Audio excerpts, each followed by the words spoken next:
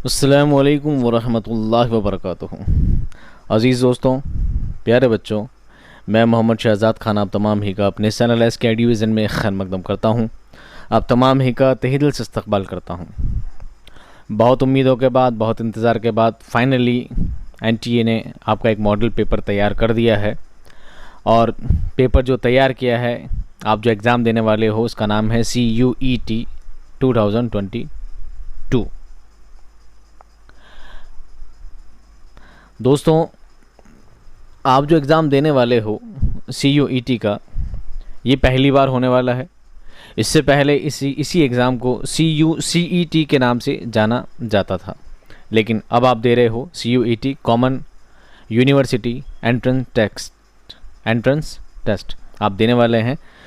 अब इसमें किस तरह का पेपर पैटर्न आने वाला है, कैसे आपके सवालात आने वाले हैं, ये सब बातें पहले अलग अलग तरीके से होती थी, लेकिन फाइनली इस बार आपको एक डेमो पेपर दिया है, एक डेमो बना कर दिया है और वही डेमो मैं आपके सामने पेश करने वाला हूँ। साथ में आपको ये भी बताने वाला हूँ कि पेपर का पैटर्न कैसा रहेगा, कौन से टॉपिक से किस तरह के आपके सवालात आएंगे और कौन कौन से सवालात आएंगे, वो सभी सवालात, उनके वीडियो सभी अपलोड मैं यहाँ पे करने वाला हूँ। अगर आप चैनल पर पहली बार ही आए हैं तो आप चैनल को सब्सक्राइब कर लीजिएगा, वीडियो को लाइक ज़रूर कीजिएगा और अपने दोस्तों में, अपने सर्कल्स में इसे शेयर ज़रूर कीजिएगा, क्योंकि CUET का, जहाँ तक मैंने YouTube पर सर्च किया है, CUET का उर्दू से रिलेटेड कोई भी डाटा कहीं पर अपलोड नहीं है। किसी भी चैनल ने CUET के लिए कोई भी डाटा प्रोवाइड नहीं किया है। तो ये आपके लिए अच्छी बात है कि एक चैनल फाइनली आपको मिल जाएगा जहाँ पर CUET के लिए सारा कंटेंट आपको मिल जाएगा। पहली बात यह है दोस्तों, 9, 10, 11, 12 9, 10, 11 और 12 में जो आपका सिलेबस रहा है गुज़िश्ता सालों में, उसी से ही रिलेटेड आपसे सवाल ज़्यादातर पूछे जाते हैं। लेकिन जब मैंने इस पेपर को देखा तो पता लगा कि बहुत ही इजी और बहुत ही आसान आपसे सवाल इसमें किए गए हैं। ठीक है, तो पहले मैं आपको पेपर की जानकारी क्या दूं, क्योंकि आप खुद YouTube पर सर्च कर चुके हैं। आपका कितना, अगर आपने उर्दू लैंग्वेज चूज़ की है, उर्दू लैंग्वेज अगर आपने सेलेक्ट की है, तो आपके टोटल 50 क्वेश्चंस आने वाले हैं। इन 50 क्वेश्चंस में दोस्तों पहले 1 से लेकर 10 तक सवाल, फिर 11 से लेकर 20 तक के सवाल और 21 से लेकर 30 तक के जो सवाल हैं, उन तीनों से पहले एक पैसेज आएगा। यानी पहले एक पैसेज दिया जाएगा, उस पैसेज के सवाल आपको देने हैं, उस पैसेज से ही सवाल आपको छांट कर चुन कर देने हैं 1 से लेकर 10 तक। फिर दूसरा पैसेज दिया जाएगा, उसके जवाब आपको देने हैं 11 से लेकर 20 तक। फिर तीसरा पैसेज दिया जाएगा, उसके जवाब आपको देने हैं 21 से लेकर 30 तक। यानी पैसेज के अकॉर्डिंग आपको उसके जवाब देने हैं। लोकल और कॉमन पैसेज आपसे पूछा जाएगा आम ज़बान में, छोटी क्लासों का। और 31 से लेकर 50 तक के जो 20 सवाल हैं, वो ग्रामेटिकल आपसे क्वेश्चंस पूछे जाएंगे। अब सवाल कौन कौन से टॉपिक्स आने वाले हैं, ये आपके लिए बहुत जानने के लिए आप क्यूरियस हैं, मुझे पता है, बहुत ज़्यादा आपको ज़रूरत है इसकी। तो आप कुछ नहीं करें, बस अपने दोस्तों में से ज़रूर शेयर करें। और इसके अलावा भी अगर कोई आपके पास ऑलमोस्ट 10-12 दिन हैं अभी भी, और मैं उम्मीद करता हूँ ये क्लास ही आपके लिए क्या है दोस्तों, काफ़ी है। ये क्लास आपके लिए काफ़ी है। इसी क्लास को पढ़ने के बाद आपको काफ़ी कुछ बातें समझ में आ जाएंगी और जो कुछ क्वेश्चंस हैं आपके इसी क्लास से क्या हो जाएंगे, दूर हो जाएंगे। फिर भी आपको कोई क्यूरीज रह जाती है तो आपको नीचे कमेंट बॉक्स दिया गया है, आप कमेंट बॉक्स में जाकर मुझसे सवालात कर सकते हैं, ताकि मैं आपकी क्यूरीज को क्या कर सकूँ, दूर कर सकूँ। ये क्लास काफ़ी है। और कौन से टॉपिक्स से सवाल किए गए हैं, कौन से टॉपिक से सवाल आए हैं, उन टॉपिक के लिए मैं अलग से वीडियो बना चुका हूं और मैं आपको डिस्क्रिप्शन में लिंक प्रोवाइड कर दूंगा और लास्ट में बता दूंगा कि कौन कौन से टॉपिक आपको पढ़ने हैं, कौन कौन सी वीडियो आपको देखने हैं, ताकि आपकी तैयारी बेस्ट हो जाए, आप बहुत अच्छी प्रिपरेशन कर सकें। सिर्फ 3-4 वीडियो देखोगे, उससे ही आपका काम हो जाएगा, ओवरऑल पेपर आप कर पाएंगे। ठीक है, चलिए अब बातों का सिलसिला ख़त्म करते हैं और शुरुआत करते हैं हम आज हमारे इस मॉडल पेपर की, जो कि NTA ने जारी आपके लिए किया है। जैसा कि मैंने आपको पहले बताया, पहले एक पैसेज आएगा, फिर 1 से लेकर 10 तक के सवाल आएंगे। तो ये है पहला पैसेज। पैसेज को बहुत तरीके से, ध्यान से और ढंग से पढ़ेंगे, ताकि इससे हम कोई सवाल मिस नहीं करें। हिदायत: दर्जा झेल इक़्तिबास को गौर से पढ़िए और उससे मुताल्लिक़ पूछे गए सवालात के जवाब दीजिए। पैसेज पढ़ना है और जवाब देने हैं। पैसेज क्या है देखिए। मेघालय को 2 अप्रैल 1970 में आसाम के जुनूबी हिस्सा गारो, खासी और जिनीतिया पर्वतों के इलाकों को अलग करके तश्कील दिया गया है। इसके शुमाल में सूबा आसाम और मगरिब में बांग्लादेश है। इसका कुल रबका 22,500 मरबा किलोमीटर है। साल 2012 की मरदमशुमारी के मुताबिक इसकी आबादी तकरीबन 27 लाख है। मरदमशुमारी जनसंख्या काउंटिंग को कहते हैं, ठीक है। साल भर ये सूबा बादलों से ढका रहता है, यानी यहाँ पर हमेशा बादल रहा करते हैं, इसलिए इसे मेघालय यानी बादलों का घर कहते हैं। यहाँ छोटे और नीचे पहाड़ी सिलसिले दूर दूर तक फैले हुए हैं। सबसे ऊंचा पहाड़ी इलाका शिलोंग पीक है। ये शिलांग नहीं है, शिलोंग पीक है कहलाता है। ये 6,500 फीट बुलंद है, 500 फुट बुलंद है। ब्रह्मपुत्र यहाँ की सबसे बड़ी नदी है। कहीं कहीं घास के मैदान और सीढ़ीनुमा खेत नज़र आते हैं। मेघालय की राजधानी शिलोंग है। शिलोंग यहाँ के एक देवता का नाम है। उसी के नाम पर इस शहर का नाम शिलोंग रखा गया है। शिलोंग देवता को नाच गाने का बहुत शौक था। यही वजह है कि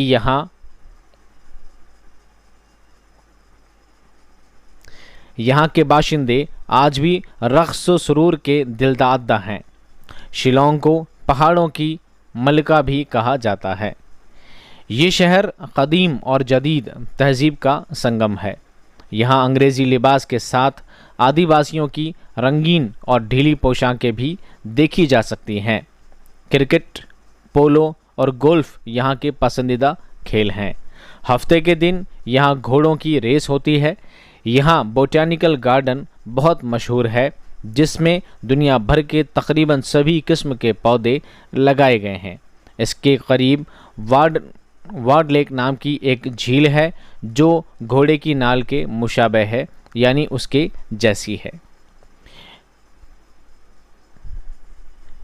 यहाँ औरत को एक ख़ास मुकाम हासिल है। विरासत के हकदार सिर्फ औरत ही है। वो घर की मालकिन भी होती है। ख़ानदान उसी के नाम से चलता है। मर्द उसका मददगार या सलाहकार होता है। औरत के मरने के बाद जायदाद लड़कियों में सबसे छोटी लड़की को दी जाती है।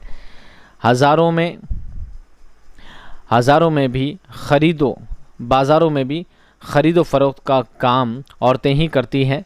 यहाँ एक कहावत आम है, कौम औरत से ही पैदा होती है, इसलिए यहाँ औरत को ही सब कुछ समझा जाता है। ये था दोस्तों आपका पैसेज। अब आपको पैसेज से क्या रखना है, बातें याद रखनी है, ताकि आप सवालों के जवाब आप दे सकें। अब आपको पैसेज वापस देखना है तो आप बेहतर है टेलीग्राम चैनल का मैं लिंक मेंशन कर दूंगा। वहाँ पे इसी फाइल की PDF मैं प्रोवाइड कर दूंगा। आप चाहें तो PDF भी अपने दोस्तों में शेयर कर सकते हैं और वहाँ से भी इस चीज़ को याद कर सकते हैं। पहला सवाल है दोस्तों, मेघालय कब तश्कील दिया गया? पैसेज की पहली लाइन थी 2 अप्रैल 1970। 2 अप्रैल 1970 इसका क्या है, सही जवाब है। अब देखिए इस बात को आप कैसे याद करेंगे कि कौन सा पैसेज आएगा। ये तो ज़रूरी नहीं है, पैसेज तो कहीं से भी आ सकता है, कोई भी अनसीन पैसेज आपको दिया जा सकता है। आपको सिर्फ ये याद रखना है कि आप पैसेज से किस तरह सवालों को पकड़ सकते हैं। अब आप 12th क्लास आप पास कर ली है, आप BA करने जा रहे हैं, आप एक लिटरेचर में जा रहे हैं, तो जाहिर सी बात है आप पैसेज के सवाल तो आप इजीली कर ही सकते हैं। ठीक है दोस्तों, 50 सवाल टोटल हैं। हम बारी बारी सभी सवालों को पढ़ेंगे। दूसरा सवाल है दोस्तों, मेघालय के मानी क्या है? पहाड़ों का घर, बादलों का घर, मेघ बरसाने वाला या देवताओं का घर?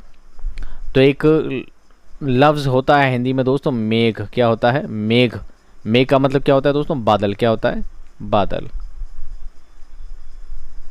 इसलिए बादलों का घर इसका क्या है, सही जवाब है। यह तो मैंने सिर्फ बताया है, लेकिन पैसेज में भी यही आंसर दिया गया है, बादलों का घर कोष्टक में लिखा गया था। सवाल नंबर 3, 6500 फीट बुलंद इलाके का नाम क्या है? शिलोंग पीक, शिलोंग, मेघ बरसाने वाला या मेघालय? 6500 फीट क्या है? शिलोंग पीक क्या है? एक चोटी है। ठीक है। सवाल नंबर 4, इस इक़्तिबास में किस नदी का जिक्र किया गया है? गोदावरी, गंगा, ब्रह्मपुत्र या साबरमती? इस इक़्तिबास में, इस पैसेज में ब्रह्मपुत्र नदी का जिक्र किया गया है।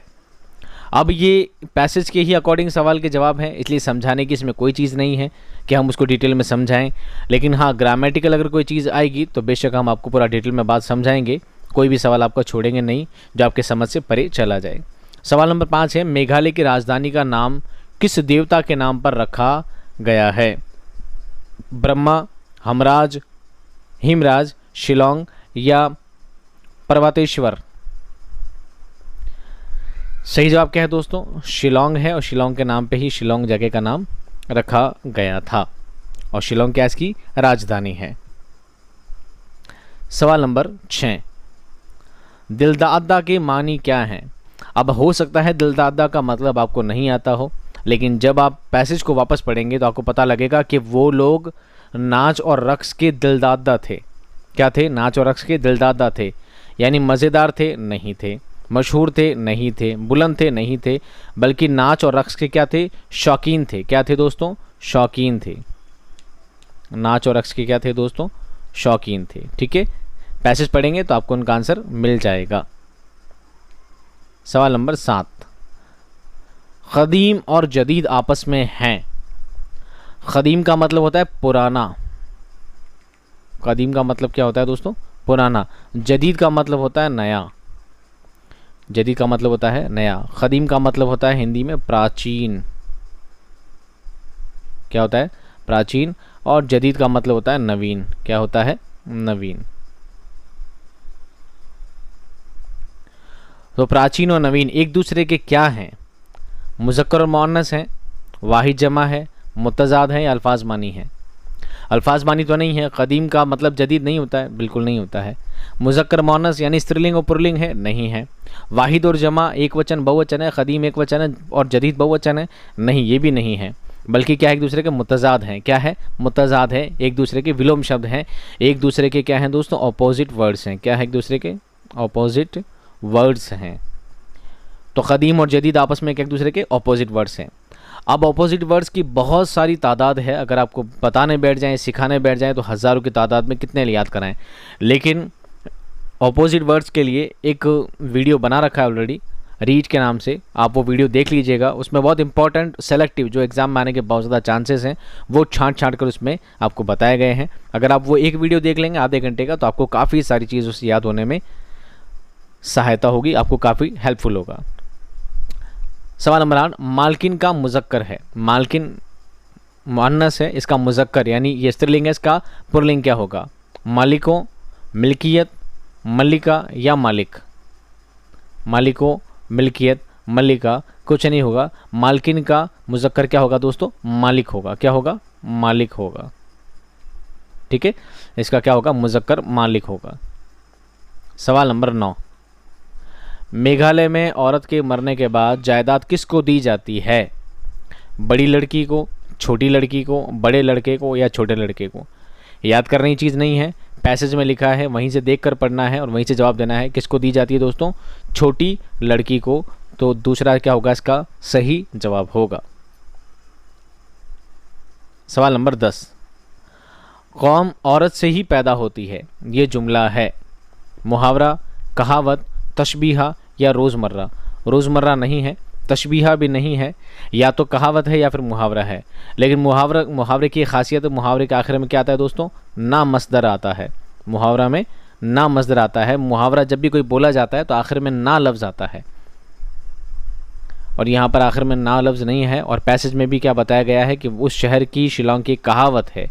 क्या है? कहावत है कि कौम से ही औरत क्या होती है? पैदा होती है। सॉरी, औरतों से ही कौम पैदा होती है। ठीक है, बाय मिस्टेक। तो ये थे आपके 10 सवाल उस पैसेज के अकॉर्डिंग। आपने एक पैसेज पढ़ना है और 10 सवालों के जवाब देने हैं। तो 5 सवाल के जवाब तो आपको पैसेज से ही ढूंढ कर मिल जाएंगे और 5 सवाल आपसे ग्रामेटिकल उसमें पूछे जाएंगे, यानी क़वाइद के नज़रिए से आपसे पूछे जाएंगे। अब हम पढ़ेंगे दूसरा पैसेज, फिर इससे 10 सवाल और हल करेंगे। हिदायत दर्ज झेल इक़्तिबास को गौर से पढ़िए और उससे मुतालिक सवाल पूछे गए सवालात के जवाब दीजिए। अब देखिए पैसेज क्या है।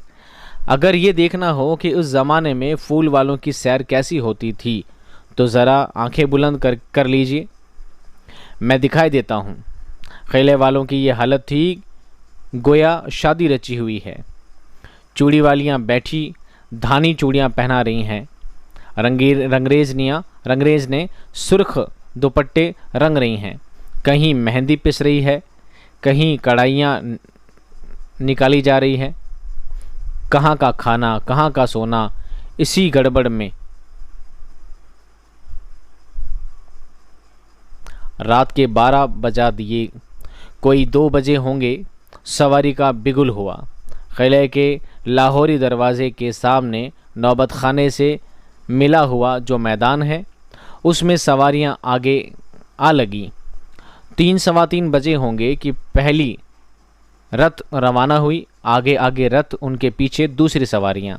सबसे आखिर में नवाब जीनत महल का सुखपाल। लाहौरी दरवाज़े पर सवारी पहुंची थी कि कप्तान डगलस किलेदार ने उतरकर सलामी दी। गरज सवारी मुबारक उन सड़कों पर से दिल्ली दरवाज़ा पहुंची। मुहाफिजों ने सलामी दी और जुलूस सुल्तान जी के सड़क पर पड़ लिया। सूरज निकलने से पहले पहले सवारी पर पुराने किले पहुंच गई। शेरशाह की मस्जिद के सामने हवादार रखा गया। बादशाह सलामत ने मस्जिद में नमाज पढ़ी, वजीफ़ा पढ़ा। कोई घंटा आध घंटा क़याम करके यहाँ से सवारी बढ़ी और अभी दिन पूरी तरह ना निकला था कि हुमायूं के मकबरा पहुँच गई। दरगाह शरीफ करीब ही है। दिल्ली वालों की इस दरगाह से जो अक़ीदत है यहाँ नहीं हो सकती। महरौली के बाज़ार की कुछ ना पूछो, इस सिरे से उस सिरे तक सारा आईना बंद है। दुनिया भर के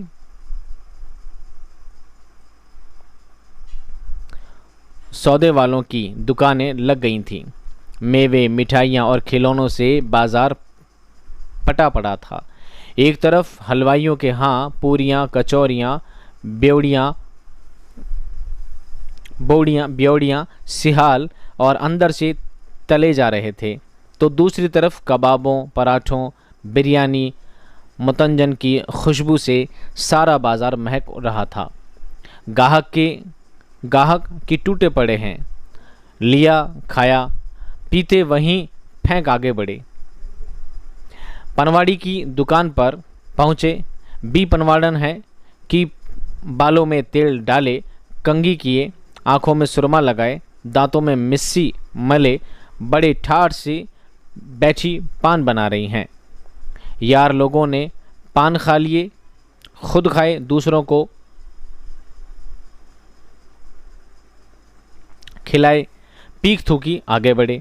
फूल वालों की दुकानों से गजरे लिए, गले में डाले, साकी के पास ठहरे, 1-2 पैसे दिए, आगे कदम बढ़ाया। साकी का रंग भी आज कुछ नया है।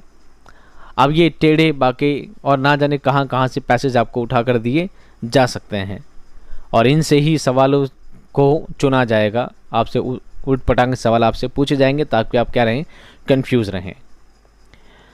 तब हम जवाब देंगे एक एक करके। फूल वालों की सैर क्या है? त्योहार है, इबादत है, बाज़ार है या दुकान है? फूल वालों की सैर क्या है? बाज़ार है। क्या है? बाज़ार है। तरह तरह के काम वहाँ पर लग रहे थे। दूसरा है सुर्ख कौन सा रंग है? सुर्ख कौन सा रंग है? सुर्ख कहते हैं दोस्तों लाल को, काले को कहते हैं सियाह। क्या कहते हैं? सियाह। काले को कहते हैं सियाह, हरे को कहते हैं सब्ज़। क्या कहते हैं? सब्ज़। लाल को कहते हैं सुर्ख और पीले को कहते हैं जर्द। क्या कहते हैं? जर्द। ठीक है, पीला यानी जर्द, लाल यानी सुर्ख, हरा यानी सब्ज़ और काला यानी स्याह। ये उर्दू में इनके नाम है। तो सुर्ख कौन सा रंग है? लाल रंग को सुर्ख कहा जाता है। दूसरा, कहाँ का खाना कहाँ का सोना से क्या मुराद है? खाने और सोने की फुर्सत नहीं, खाने की कीमत सोने के बराबर हो गई नहीं, खाने और सोने की जगह नहीं, खाना खाकर सोना फ़ायदेमंद है नहीं, खाना और सोने की भी फुर्सत नहीं है, सिर्फ बाज़ार में क्या है? मशगूल हैं, काम में मशगूल हैं, खाने पीने की फुर्सत, खाने सोने की फुर्सत नहीं है, ये इसका मतलब है। तो राइट आंसर कौन सा होगा दोस्तों? पहला वाला होगा। सवाल नंबर 14, किलेदार का नाम क्या है? कुलमानिया, कप्तान, डगलस या जीनत महल? सही जवाब क्या है दोस्तों? तीसरा, डगलस उसका सही जवाब है। सवाल नंबर 15, हवादार में दार क्या है? हवादार में दार क्या है? साबिका, लाहिका, तशबिया या फ़ैल? फ़ैल नहीं है। फ़ैल किसे कहते हैं? जिस लफ्ज़ से किसी काम का करना या होना पाया जाए वो फ़ैल कहलाता है। तशबिया, जिस लफ्ज़ से किसी की मुशाबहत पाई जाए, किसी के जैसी बताया जाए, वो तशबिया होता है। साबिका कहते हैं पहले को, साबिका कहते हैं पहले को, और इसे और हिंदी में क्या कहते हैं? उपसर्ग। क्या कहते हैं दोस्तों? हिंदी में कहते हैं उपसर्ग। ठीक है, तो यहाँ पर दार जो है उपसर्ग है नहीं, दार तो बाद में आया है, इसलिए दार क्या होगा दोस्तों? उपसर्ग नहीं होकर क्या होगा? प्रत्यय होगा। क्या होगा? प्रत्यय होगा। और प्रत्यय को उर्दू में क्या कहते हैं? लाहिका कहते हैं। क्या कहते हैं? लाहिका कहते हैं। समझ में आई बात? अब दार के अलावा कौन कौन से प्रत्यय या कौन कौन से लाहिके और इस्तेमाल किए जाते हैं, तो साबिका और लाहिका का एक वीडियो बना चुके हैं, आप प्लेलिस्ट में जाके उसको ज़रूर देखिएगा। CUET की अलग से प्लेलिस्ट है, उसमें कौन कौन से टॉपिक आपके आ सकते हैं वो चारों पाँचों छः टॉपिक मैंने अपलोड कर दिए हैं, आप वहाँ पर जाकर देख सकते हैं। अगला सवाल है दोस्तों, सवाल नंबर 16, अक़ीदत के क्या मानी हैं? इबादत, एहतराम, नफ़रत या जज्बात? सही जवाब है दोस्तों, अक़ीदत के मानी है एहतराम। अक़ीदत बना है इज़्ज़त से, अक़ीदत बना है इज़्ज़त से, तो अक़ीदत का मतलब क्या होता है? एहतराम होता है। अक़ीदत से मोहब्बत भी होता है, अक़ीदत उनसियत भी होता है, लेकिन यहाँ पर अक़ीदत का मतलब क्या है दोस्तों? एहतराम है। क्या है? एहतराम है।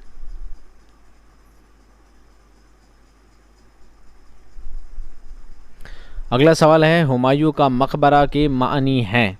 हुमायूं का मकबरा है, इसका मतलब क्या है? हुमायूं की मस्जिद, हुमायूं का महल, हुमायूं का किला या हुमायूं की कब्रगाह? हुमायूं की कब्रगाह। हुमायूं की मस्जिद नहीं है, हुमायूं का महल नहीं है, हुमायूं का किला नहीं है, बल्कि है हुमायूं की कब्रगाह। तो कब्रगाह को क्या कहा जाता है दोस्तों?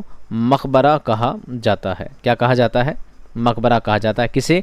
कब्रगाह को क्या कहा जाता है? मकबरा कहा जाता है। ताजमहल क्या है? अपना आप में मकबरा है। क्या है? मकबरा है। सवाल नंबर 18, महरौली का बाज़ार कहाँ है? मुंबई, दिल्ली, कोलकाता या बंगलुरु? तो ये पैसेज पूरा आपने पढ़ा है, पूरे पैसेज में किसकी बात चल रही है दोस्तों? दिल्ली की बात चल रही है। किसकी बात चल रही है? दिल्ली की बात चल रही है। इसलिए सही जवाब क्या होगा दोस्तों? दूसरा इसका सही जवाब होगा। महरौली का बाज़ार कहाँ है? दिल्ली में है। और अगर कोई दिल्ली से बिलोंग करता है तो उससे तो इसके बारे में पता ही होगा। सवाल नंबर 19, इनमें से मुज़क्कर मुअन्नस है?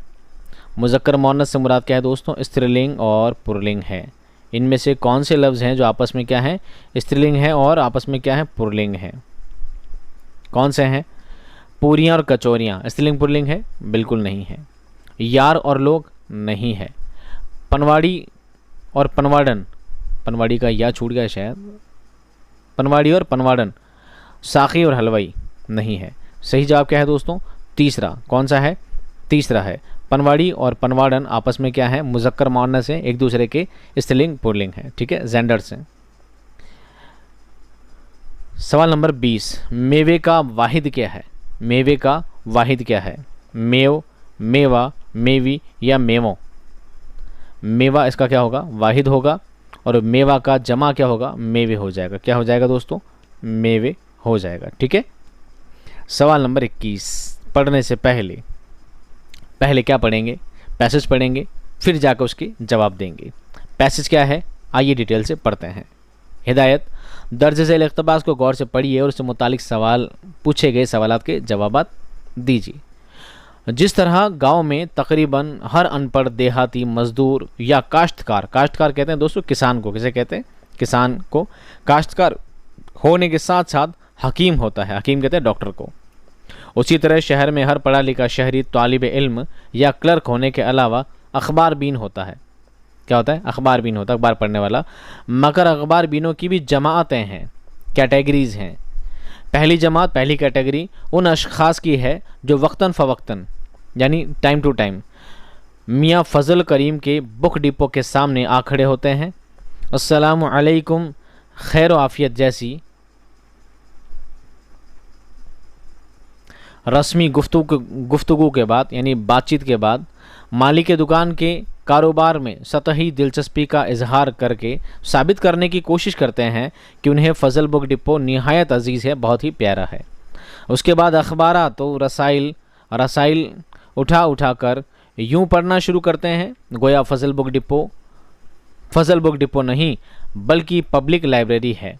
मुताले के दौरान में मियाँ फ़ज़ल करीम की आंख बचाकर कोई अच्छा शेर या किसी एक्टर्स का पता अपनी डायरी में नोट करते जाते हैं। हर रिसाले की वर्क गर्दानी, पन्ने पलटना और देखना पढ़ना के बाद उसे गलत जगह पर रखते जाते हैं। ये थी पहली जमात, पहली कैटेगरी। दूसरी जमात यानी दूसरी कैटेगरी उन लोगों की है जो अखबार बीनी के अपने हमसाए के मरहून मिन्नत हैं। अगर वो हॉस्टल में रहते हैं तो एक ऐसा साथी तलाश करते हैं जो रोज़ाना अखबार ख़रीदने का आदी हो। सूरज की पहली किरण के साथ वो दरवाज़ा खटखटाना शुरू कर देते हैं। उठो भाई, अब तो 5 बज गए, अभी तक बिस्तर में पड़े हो। आप लेटे लेटे जवाब देते हैं कि सोने भी दो यारों, दोस्तों से कहा जाता है। अब ये है तीसरी जमात, तीसरी कैटेगरी। तीसरी जमात उन अफराद की है, अफराद जमा है फ़र्द की, फ़र्द यानी इंसान। उन इंसानों की है जो अखबार बीनी के लिए लाइब्रेरियों के मोहताज हैं। किसके मोहताज हैं? लाइब्रेरियों के मोहताज हैं, उस पर आश्रित हैं। इस जमात में ज़्यादातर रिटायर्ड क्लर्क और साल खुदा क्लर्क होते हैं। ये असहाब असल में अखबार पढ़ने नहीं आते बल्कि वक्त काटने आते हैं। लाइब्रेरी खुलने के वक्त से आधा घंटा पहले लाइब्रेरी का तवाफ़ करना शुरू कर देते हैं, यानी चक्कर लगाना शुरू कर देते हैं। इधर दरवाज़ा खुला, इधर ये दाखिल हुए। उनको देखकर कई नौवारिद यानी नए नौजवान समझ लेते हैं कि शायद लाइब्रेरी के इंचार्ज यही हैं। नए आने वाले लोग क्या समझते हैं? नौवारिद नए आने वाले लोग क्या समझते हैं? यही इंचार्ज, जबकि इंचार्ज नहीं होते हैं, वो रिटायर लोग होते हैं। अब इस पैसेज से सवाल क्या है देखिए। सवाल नंबर 21। अगर आपको जवाब नहीं भी आता है तो अगर आप पैसेज को ढंग से पढ़ेंगे तो आपको उनका मफ़हूम पता लग जाएगा कि सेंटेंस क्या था, और जब आप जुमला पढ़ेंगे तो आपको कहीं ना कहीं उसका जवाब कहीं ना कहीं मिल ही जाएगा। सवाल नंबर 21, अखबार बीन किसे कहते हैं? अखबार बेचने वाले को, अखबार देखने वाले को, अखबार रखने वाले को, या अखबार शाया करने वाले को? शाया करने वाले को प्रकाशक कहते हैं, है ना, मुदीर कहते हैं। अखबार रखने वाला नहीं, अखबार बेचने वाला नहीं, बल्कि अखबार देखने वाला या अखबार पढ़ने वाला क्या कहलाता है? अखबार बीन कहलाता है। इस इक़्तिबास में अखबार बीनों की कितनी जमातों का जिक्र किया गया है? कितनी कैटेगरी बताई है? 3, 2, 4 या 5? 3 कैटेगरी बताई। कितनी दोस्तों?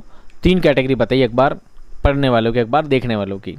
एक वो जो किसी बुक डिपो पे जाकर खड़े हो जाता है, दूसरे वो जो किसी दोस्त के घर पहुंच जाते हैं, और तीसरे वो जो लाइब्रेरी के इश्तियाक में रहते हैं, लाइब्रेरी खुलने का इंतज़ार करते हैं। सवाल नंबर 23, पहली जमात में के अशखास खड़े होकर क्या करते थे? अस्सलामु अलैकुम, अस्सलाम अलैकुम, अस्सलाम अलैकुम या अस्सलाम अलैकुम? बताइए सही जवाब क्या होगा? आपको करेक्ट वर्ड भी पहचान करने हैं, वैसे ऊपर लिखा है पर फिर भी आप ढंग से देखेंगे तो ये दूसरा इसका सही जवाब है। अस्सलामु अलैकुम दूसरा सही वर्ड है, ठीक है। सवाल नंबर 24, अखबारात और रसाइल में रसाइल का वाहिद क्या है? रसाइल किसे कहते हैं? पत्रिकाओं को। किसे कहते हैं? पत्रिकाओं को। रसाइल यानी पत्रिकाओं। रसाइल की इसका वाहिद क्या होगा? पत्रिका। क्या हो जाएगा? पत्रिका। तो उर्दू में क्या कहेंगे? रसाइल का वाहिद क्या होगा?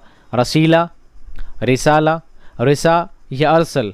अरसल नहीं होगा, रिसा नहीं होगा, रसीला नहीं होगा, बल्कि क्या होगा, रिसाला होगा। क्या होगा, रिसाला की जमा है रसाइल, रसाला की जमा क्या है, रसाइल। रिसाला मतलब होता है पत्रिका। क्या होता है दोस्तों, पत्रिका, मैगजीन। ठीक है, सही जवाब क्या होगा, दूसरा होगा। सवाल नंबर 25, आंख बचाना क्या है, कहावत, जुमला, मुहावरा या हुक्म। हुक्म नहीं है, आदेश नहीं है। मुहावरा, जुमला या कहावत, कहावत भी नहीं है, जुमला भी नहीं है। तो सही जवाब क्या है दोस्तों, तीसरा। ये क्या है, मुहावरा है। क्या है, मैंने बताया इससे पहले आपको, मुहावरे के आखिर में क्या आता है, ना आता है। क्या आता है, आंख बचा ना, आंख बचा ना, ना आखिर में आए तो वो किसकी अलामत होती है, मुहावरे की अलामत होती है। अगला सवाल देखिए दोस्तों, सवाल नंबर 26, हमसाये के क्या मानी है, हमसाये के क्या मानी है, भाई, पड़ोसी, रिश्तेदार या अखबार बेचने वाला। अखबार बेचने वाला नहीं होगा, रिश्तेदार नहीं होगा, भाई भी हो सकता है और पड़ोसी भी हो सकता है, लेकिन भाई कम लेते हैं, पड़ोसी को ही ज़्यादा मानना पड़ेगा। हमसाया कहते हैं पड़ोसी, हमसाया साथ में, हमसाया भाई को भी कहते हैं, दोस्त को भी कहते हैं, लेकिन यहाँ पर क्या है, इसका जवाब पड़ोसी से मान लिया जा सकता है।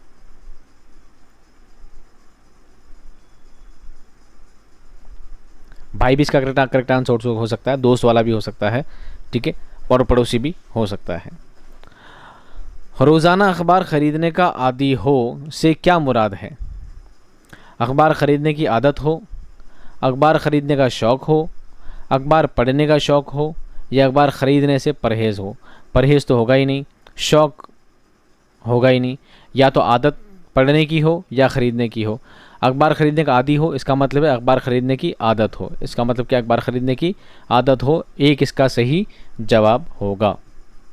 सवाल नंबर 28, ये जो दो डॉट हैं इसको इंग्लिश में कहते हैं इन्वर्टेड कॉमाज। क्या कहते हैं, उद्धरण चिन्ह कहते हैं, इन्वर्टेड कॉमाज। इसकी अलामत को क्या कहते हैं, उर्दू में से क्या कहते हैं, वावीन, खासीन, वक्फ़ा या सख्ता। क्या कहेंगे, वक्फ़ा या सख्ता। तो ये जो दोस्तों अलामत है, इससे क्या कहते हैं, वावीन कहते हैं। क्या कहते हैं, वावीन कहते हैं। इंग्लिश में से इन्वर्टेड कॉमाज कहते हैं। क्या कहते हैं, इन्वर्टेड कॉमाज कहते हैं। दूसरा जो कौसीन है, कौसीन इसे कहा जाता है, ये कोष्ठक को क्या कहते हैं, कौसीन कहते हैं। कोष्ठक को क्या कहते हैं, कौसीन कहते हैं। तीसरा है वक्फ़ा, ये है वक्फ़ा, ये क्या है, वक्फ़ा है, ये क्या है, वक्फ़ा है। और ये क्या है, जिसको कॉमा कहते हैं, कॉमा क्या कहेंगे, सख्ता। क्या कहेंगे, सख्ता। अब इसका भी वीडियो हम बना चुके हैं, सारे चिन्ह आपको बताए गए हैं, एक एक डिटेल में समझाए हैं। आप चाहें तो वो वीडियो देखें, आपको पता चलेगा कि कौन से सवाल आपके आने वाले हैं। प्लेलिस्ट में आपको मेंशन कर देता हूं। सवाल नंबर 29, मुहावरा वक्त काटने के मानी है। वक्त काटना का क्या मतलब है, वक्त पर पहुंचना नहीं है, इंतज़ार करना, वक्त गुजारना या मसरूफ़ रहना। वक्त काटने का मतलब है वक्त गुजारना, टाइम पास करना। वक्त काटने का मतलब क्या है दोस्तों, टाइम पास करना। सही जवाब कौन सा होगा, तीसरा होगा। ये वीडियो जब आप देखेंगे तो आप चैनल के ऊपर जाइएगा, चैनल पर जाकर आप प्लेलिस्ट पर क्लिक कीजिएगा। प्लेलिस्ट में CUET 2022 के नाम से एक प्लेलिस्ट आपको मिल जाएगी, ठीक है। उस प्लेलिस्ट में ही आपको 5, 6, 7 जितने भी वीडियोस CUET में जो आपके आने वाले हैं सारे सवाल, उन सभी के वीडियोस बने हुए हैं। रमूज़ औकाफ़ के नाम से और साबिक़ लाहिक़े के नाम से, और मुतज़ाद अल्फाज, मुतरादिफ अल्फाज, पर्यायवाची, उपसर्ग प्रत्यय, विलोम शब्द, सभी के वीडियोस में आपको मिल जाएंगे। एक बार आप वीडियो देख लेंगे, आपके लिए बहुत ज़्यादा मुफीद होगा। सवाल नंबर 30, लाइब्रेरियों में ज़्यादातर कौन आते हैं, रिटायर्ड क्लर्क, अर्ज, इंचार्ज या अखबार शायकीन। शायकीन शौकीन नहीं, इंचार्ज नहीं, अर्ज नहीं, बल्कि कौन आता है, रिटायर क्लर्क। जो लोग रिटायर हो जाते हैं वो कहाँ जाकर बैठते हैं, फिर लाइब्रेरी में जाकर बैठते हैं, ऐसा इस पैसेज में बताया गया है। सही जवाब क्या होगा, 1। तो ये जो 1 से लेकर 30 तक जो जवाब थे, इन जवाबों को क्या करना है, आपको पैसेज पढ़ के ही जवाब देना है। लेकिन अब 31 से लेकर जो 50 तक जवाब हैं, ये कुछ ग्रामेटिकल चीज़ों के जवाब हैं, आपको खुद को समझना है और अपनी सूझबूझ से इनका क्या देना है, जवाब देना है। जुमले की दुरुस्त तरतीब की निशानदेही कीजिए। एक जुमले के 4 टुकड़े कर दिए गए, पंजाब, कृष्ण चंद्र, वज़ीराबाद, में पैदा हुए, ज़िला गुजरावाला। तो बताइए इसका सही तरीका क्या होगा। सेंटेंस को उल्टा पुल्टा करके लिख दिया है, अब बताइए सही तरतीब क्या होगी। सही तरतीब ये होगी, सबसे पहले लिखेंगे कृष्ण चंद्र वजीराबाद, ज़िला गुजरावाला, पंजाब में पैदा हुए। तो सबसे पहले हमने क्या लिखा, बा। क्या लिखा, बा। तो बताइए बा किस में है, एक में है, दो में है, चार में है। तो हम तीन को क्या करेंगे, काट देंगे। कृष्णचंद्र वजीराबाद, ज़िला गुजरावाला। तो बा के बाद हमने क्या लिया दोस्तों, दाल। क्या लिया, दाल। दाल किस में है, पहले में नहीं है, चौथे में नहीं है, सिर्फ दूसरे में है। तो दूसरा का क्या है, करेक्ट आंसर है। कृष्णचंद्र ज़िला कृष्णचंद्र वजीराबाद, ज़िला गुजरावाला, पंजाब में पैदा हुए। तो बे, दाल, अलिफ और जीम। बे, दाल, अलिफ और जीम, ये इसका क्या होगा, करेक्ट आंसर होगा। आप जुमले को ढंग से पढ़ें, सोचें समझें और पता लगाएं कि जुमले की सही तरतीब क्या होनी चाहिए। इस तरह से आपसे सवाल पूछे जाएंगे। शेर की दुरुस्त तरतीब क्या है। शेर की दुरुस्त तरतीब क्या है, बहुत छोटा शेर है और आपने पढ़ा भी होगा। हवा करे कोई मेरे दुख की, इब्ने मरियम और दवा करे कोई। शेर क्या है, इब्ने मरियम हवा करे कोई, मेरे दुख की दवा करे कोई। इब्ने मरियम हवा करे कोई, हुआ करे कोई, मेरे दुख की दवा करे कोई। ठीक है, तो पहले हमने क्या लिया, इब्ने मरियम। सबसे पहले क्या लिया, जीम वाला लिया है। जीम किस में है, पहले में है, दूसरे में है, तीसरा काट देंगे और चौथा काट देंगे। अब बचता है पहला दूसरा। इब्ने मरियम हवा करे कोई, तो पहले वाले में जीम के बाद हमने क्या लिया दोस्तों, अलिफ लिया। यहाँ पर अलिफ है इसलिए ये करेक्ट हो गया, ये वाला हम काट देंगे। उसके बाद बा और दाल, मेरे दुख की दवा करे कोई, बे और दाल, बिल्कुल ठीक है।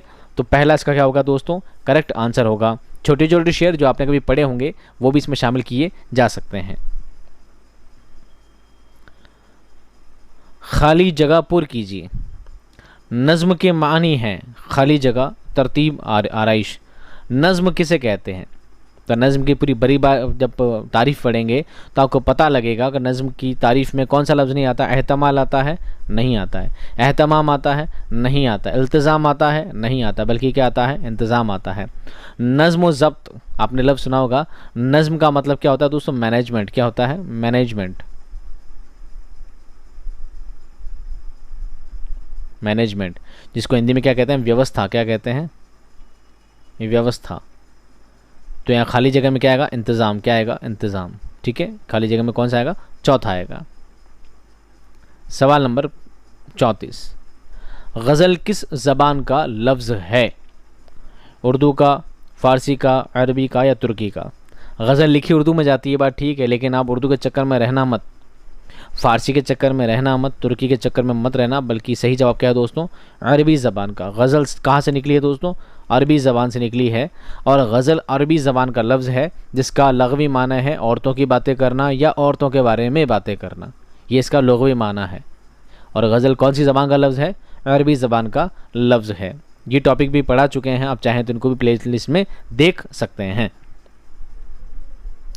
सवाल नंबर 35, रुबाई में कितने मिसरे होते हैं। मिसरे किसे कहते हैं, पंक्ति, सेंटेंस है ना, पंक्तियाँ, सेंटेंसेस कितने होते हैं, ये दिन नहीं है, दो है, दो, वहाँ पर दिन लिखा था। 2, 3, 4, 6। रुबाई में कितने मिसरे होते हैं दोस्तों, 4 होते हैं। कितने दोस्त हैं, 4 मिसरे होते हैं। 4 करेक्ट नहीं है, 3 वाला करेक्ट है, 3 इज़ राइट आंसर। 4 मिसरे होते हैं। कितने होते हैं दोस्तों, 4 मिसरे होते हैं। और चौथा मिसरा क्या होता है, रुबाई की जान होता है। रुबाई की क्या होता है, जान होता है। पहला, दूसरा और चौथा मिसरा हम काफ़िया, हम रदीफ़ भी होते हैं। तीसरा मिसरा अलग काफ़िए का हो सकता है। रुबाई वाले वीडियो में आपको ये सब चीज़ें डिटेल में आपको पता लग जाएंगी। अब है सवाल नंबर 36, कॉलम अलिफ में चंद अल्फाज और कॉलम बे में उनके मानी दर्ज हैं, दुरुस्त जोड़ की निशानदही कीजिए। यहाँ पर कुछ अल्फाज दिए गए हैं और यहाँ उनके मानी दिए गए हैं। आपको क्या करना है, इनको मिलाना है। अदावत मतलब क्या होता है, अदावत का मतलब होता है दुश्मनी। क्या होता है, दुश्मनी। सब्ज़ा मतलब क्या होता है, सब्ज़ा मतलब होता है हरियाली। मैंने ऊपर बताया था सब्ज़ यानी हरा और सब्ज़ा यानी हरियाली। गुल का मतलब क्या होता है, फूल। गुल का मतलब क्या होता है, फूल। और महताब का मतलब क्या होता है, चांद। क्या होता है, चांद। ठीक है, ये तो आपने मिला लिया। अब आपको आंसर में जाके ABCD में ढूंढना है। कि कौन सा सही है और कौन सा गलत है। पहला देखिए, अदावत यानी फूल होता है क्या? नहीं होता है, तो काट दीजिए। अदावत यानी बरियाली, हरियाली होता है क्या? यहाँ बरियाली हो गया, हरियाली होता है क्या? नहीं होता, काट दीजिए। अदावत यानी दुश्मनी होता है, ठीक है। सब्ज़ा यानी हरियाली होता है, ठीक है। गुल यानी फूल होता है, ठीक है। महताब यानी चांद होता है, ठीक है। इसका मतलब तीसरा क्या है, इसका करेक्ट आंसर है, और बाकी तीनों क्या है, गलत है, ठीक है। इसका मतलब आपसे अल्फाज मानी भी बहुत सारे पूछे जा सकते हैं, तो आपको अपनी वोकैब क्या रखनी, बहुत ज़्यादा मजबूत रखनी है, ताकि कोई भी सवाल आपका छूटे नहीं। सवाल नंबर 37, मंदरजा झेल अल्फाज में कितने अल्फाज मुज़क्कर हैं? अब आपसे एक ही दो चार लफ्ज़ दिए, चार ऑप्शन देकर पूछ सकता था कि उनमें कौन सा मुज़क्कर है, ठीक है। तो आपको एक ही पता लगाना था, लेकिन काफ़ी सारे वर्ड देकर पूछ लिया कितने हैं, यानी ज़्यादा से ज़्यादा आपको पूछा जा रहा है कितने अल्फाज मुज़क्कर हैं और कितने मुअन्नस हैं। आपको सिर्फ मुज़क्कर की तादाद बतानी है। बादशाह क्या है, मुज़क्कर है मुअन्नस है? बादशाह मुज़क्कर है। शेरनी क्या है, मुअन्नस है। मुर्गी मुअन्नस है। आलिमा मुअन्नस है। मालिक मुज़क्कर है। औरत मुअन्नस है। लड़का मुज़क्कर है। दुख्तर यानी बेटी क्या है, मुअन्नस है। हमशीरा, हमशीरा यानी बहन, हमशीरा यानी बहन, और ये भी क्या होता है, मुअन्नस लफ्ज़ है। अब आपको क्या गिनने हैं, मुज़क्कर गिनने हैं। बादशाह 1, मालिक 2, लड़का 3, बाकी जो भी लफ्ज़ हैं सभी क्या है, मुअन्नस हैं। तो आपको कितने जवाब देने हैं? पहला क्या होगा, इसका राइट आंसर होगा मंदरजा झेल अल्फाज में कितने अल्फाज मुज़क्कर हैं? आप बताएंगे 3 अल्फाज मुज़क्कर हैं, बाकी सभी क्या है, मुअन्नस लफ्ज़ हैं। बादशाह यानी बादशाह, शेरनी यानी शेर की बीवी, मुर्गी मुर्गे की बीवी, आलिमा आलिम की बीवी, ठीक है। औरत मर्द, दुख्तर यानी बेटी, और हमशीर यानी बहन। कोई लफ्ज़ कन्फ्यूज़न हो तो आप मुझसे कमेंट बॉक्स में पूछ सकते हैं। कॉलम अलिफ में शायरों के नाम और कॉलम बे में उनके तखल्लुस दर्ज हैं। दुरुस्त जोड़ की निशानदही कीजिए। अब यहाँ पर शायरों के नाम हैं और यहाँ पर क्या है, उनके तखल्लुस दिए गए हैं। तखल्लुस जानते हैं, शायर अपनी शायरी लिखने के लिए पेन नेम का यूज़ करता है, उसका यहाँ पर बयान किया गया है। असदुल्ला खान का तखल्लुस क्या है, गालिब। गालिब का असली नाम क्या दोस्तों, असदुल्ला खान। मीर मोहम्मद तकी, इनका तखल्लुस क्या है, मीर। मोहम्मद इकबाल का तखल्लुस क्या है, इकबाल। और ब्रिजनैन का तखल्लुस क्या है दोस्तों, चकबस्त। क्या है, चकबस्त। अब आइए सवाल से आपको पता लगाना है कौन सा ऑप्शन आपका सही है। असदुल्ला खान का तखल्लुस गालिब सही है। मीर मोहम्मद तकी का तखल्लुस मीर सही है। मीर मोहम्मद इकबाल का तखल्लुस इकबाल सही है। ब्रिज नारायण का चकबस्त सही है। इसका मतलब नीचे के तीनों ही क्या है, गलत हैं। एक इसका क्या है, सही जवाब है। आपको शायरों के बारे में भी जानकारी रखनी ज़रूरी है। सवाल नंबर 39, ये अलामत किसकी अलामत है? ये जो निशान है दोस्तों, ये किसका अलामत है? तखल्लुस, मिसरा, शेर या सवाल? ये जो अलामत है, जब शायर अपना पूरी गज़ल लिख लेता है और गज़ल शायर लिख लेता है, लास्ट में अपना नाम लिख लेता है, मान लो ऐसे, तो नाम के ऊपर ऐसे लगाता है अलामत, इस अलामत को बोलते हैं तखल्लुस। क्या बोलते हैं, तखल्लुस। ये है मिसरा। मिसरे की अलामत ऐसी होती है दोस्तों, ऐसी, इस तरह एन बनाकर यूँ गोल कर दिया जाता है, यूँ एन बनाकर यूँ गोल कर दिया जाता है। ये क्या होती है, मिसरा की अलामत होती है। शेर की अलामत क्या होती है, ऐसे गोल करके ऐसा बना दिया जाता है, ये होती है शेर की अलामत। किसकी अलामत होती है, शेर की। बहुत छोटा था, मुझे दिख नहीं रहा था, तो मैंने समझा तखल्लुस ये, पर मैं आपको चारों बता रहा हूँ। अगर पहला तखल्लुस पूछा जाए, तखल्लुस की अलामत है ये। मिसरा पूछा जाए तो मिसरा की अलामत है ये, एन करके गोल, ठीक है। उंगली से बन नहीं रहा वो। तखल्लुस होता है इस तरह, मिसरा होता है इस तरह, शेर होता है इस तरह, और सवाल का निशान होता है इस तरह, सवालिया, ठीक है, प्रश्नवाचक चिन्ह। पहला सवाल इसका पहला जवाब सही है। सवाल नंबर 40, अफसाना क्या है? शायर की किस्म है, शायरी की किस्म है, क़वाइद है, कहानी है या मौजू है? अफसाना कहते हैं दोस्तों कहानी को। किसको कहते हैं, कहानी को। ये क़वाइद नहीं है, ग्रामर नहीं है, शायरी की किस्म में नहीं है, और मौजू भी, कोई निबंध भी नहीं है। इसलिए सही जवाब क्या होगा, 3। अफसाना क्या है, कहानी का प्रकार है, कहानियों की सिनफ है। सवाल नंबर 41, दर्ज झेल जुमलों को गौर से पढ़ें और सही गलत की निशानदही कीजिए। गज़ल के पहले शेर को कहते हैं, क्या कहते हैं, मक़ता, तखल्लुस, मतला या हुस्न मतला? गज़ल का पहला शेर मतला कहलाता है, गज़ल का आखिरी शेर मक़ता कहलाता है, गज़ल में शायर जो आप अपना नाम इस्तेमाल करता है और नाम के ऊपर अलामत लगाता है उसे तखल्लुस कहते हैं। अपने पेन नेम को यूज़ करता है उसे तखल्लुस कहते हैं। हुस्न मतला जब गज़ल के एक मतला के बाद एक मतला और आ जाए उसे हुस्न मतला कहते हैं। गज़ल वाले वीडियो में आपको सब चीज़ डिटेल में समझाई है। इसका सही जवाब क्या है दोस्तों? मतला। गज़ल का पहला शेर क्या कहलाता है? मतला। 3 इज़ द करेक्ट आंसर। सवाल नंबर 42। दर्ज झेल दो बयान दिए गए हैं। पहला, तवील नज़्म शायरी की एक किस्म है। तवील नज़्म शायरी की क्या है? किस्म है। मसनवी तवील नज़्म होती है। मज़कूरा बयानात की रोशनी में दुरुस्त जवाब की निशानदेही कीजिए। आपके सामने 2 बातें लिखी गई हैं। अब आपको बतानी है बयान अलिफ और बे दोनों सही हैं। क्या ये दोनों बातें सही हैं? तवील नज़्म शायरी की एक किस्म है, क्या ये बात सही है? और मसनवी एक तवील नज़्म होती है। तो पहली बात तो सही है, तवील नज़्म शायरी की किस्म होती है। शायरियों की किस्म होती है तवील नज़्म, ठीक है। नज़्म तवील नज़्म होती है, नज़्म मुअर्रा होती है, आज़ाद नज़्म होती है, ये सब नज़्म की क्या है? किस्म होती है। तो ये बात सही है, पहली बात तो क्या है? सही है। और दूसरा, बे में क्या लिखा है? मसनवी तवील नज़्म होती है। मसनवी बड़ी ज़रूर होती है पर तवील नज़्म की किस्म नहीं है। तवील नज़्म को मसनवी नहीं कहा जाता है, तवील नज़्म को तवील नज़्म ही कहा जाता है। मसनवी खुद एक अपने आप में एक किस्म है, शायरियों की किस्म है, जिसमें एक मसनवी में बहुत सारी शायरी होती है, बहुत लंबी होती है, जिसमें कोई दास्तान बयान की जाती है। तो दूसरी बात क्या है? गलत है। ये कह रहा है बयान अलीफ और बे दोनों सही हैं? नहीं। बयान अलीफ और बे दोनों गलत हैं? नहीं। बयान अलीफ सही है लेकिन बे गलत है? बिल्कुल।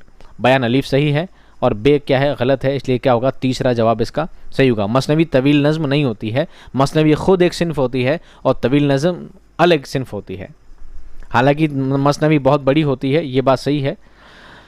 सवाल नंबर 43। दर्ज झेल 2 बयान दिए गए हैं। लफ्ज़ लोहार इसमें फ़ाइल है। लफ्ज़ लोहार इसमें फ़ाइल है।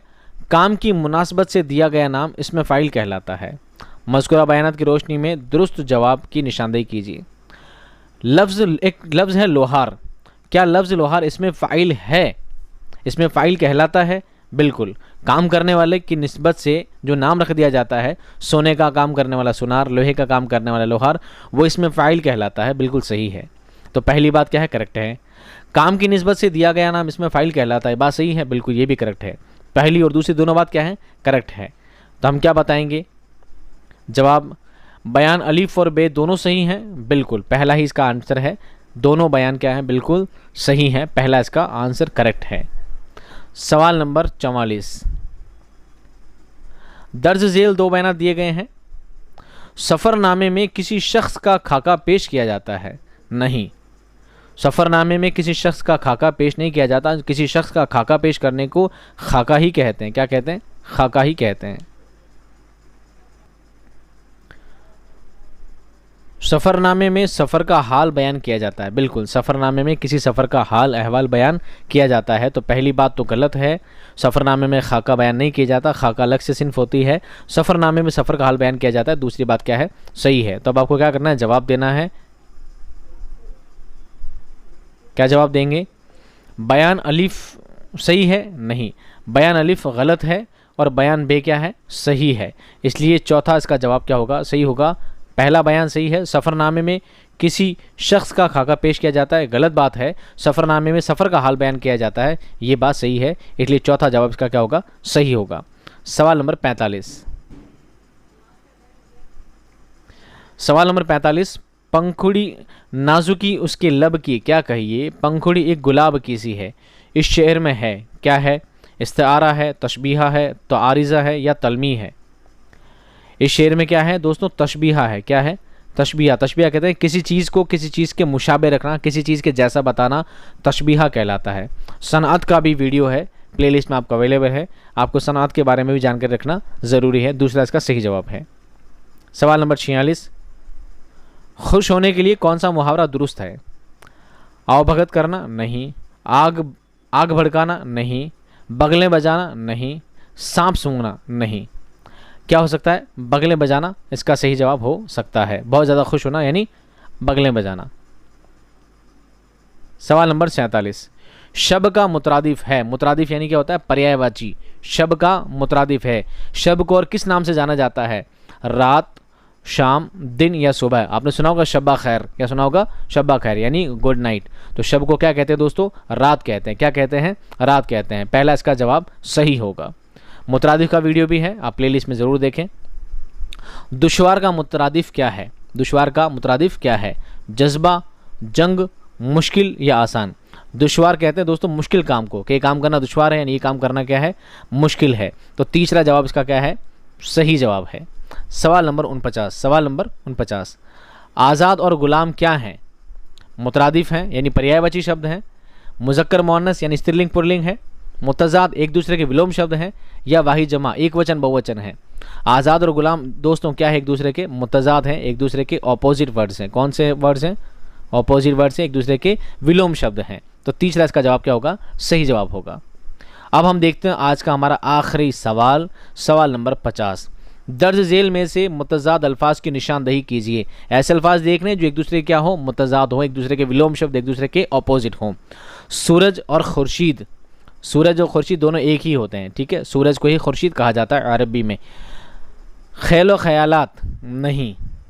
कौम और अक़वाम, कौम की जमा होती है अक़वाम, ठीक है। और अमन और जंग, अमन यानी शांति, जंग यानी युद्ध, ये एक दूसरे के क्या हैं दोस्तों, मुतज़ाद लफ्ज़ हैं, एक दूसरे के क्या हैं, ऑपोजिट वर्ड्स हैं। तो चौथा जवाब इसका सही जवाब होगा। उम्मीद करता हूं दोस्तों ये वीडियो आपको बहुत पसंद आया होगा। वीडियो पसंद आया तो प्लीज़ वीडियो को ज़रूर लाइक कीजिएगा, चैनल को सब्सक्राइब ज़रूर कीजिएगा क्योंकि आप आगे बीए में जाने वाले हैं और बीए में भी आपको उर्दू पढ़नी है, तो वहाँ पर भी उर्दू में आपको बहुत सारी हेल्प की ज़रूरत होगी। और हमारे चैनल पर आपको उर्दू से रिलेटेड सभी चीज़ें आपको आगे से आगे मिलती रहेंगी, ऐसी मेरी पूरी कोशिश रहेगी।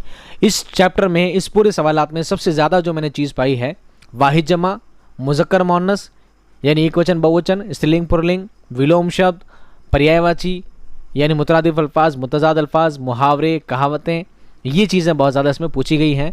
तो आप इसी की लिस्ट बना के मैं आपको प्लेलिस्ट में अवेलेबल करा दूंगा, आप वो 8-10 वीडियो देख लीजिएगा ताकि आपको एग्ज़ाम में बहुत ज़्यादा क्या मिले, सहूलियत मिले।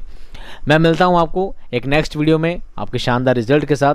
तब तक खुश रहिए, आबाद रहिए, खुदा हाफिज़।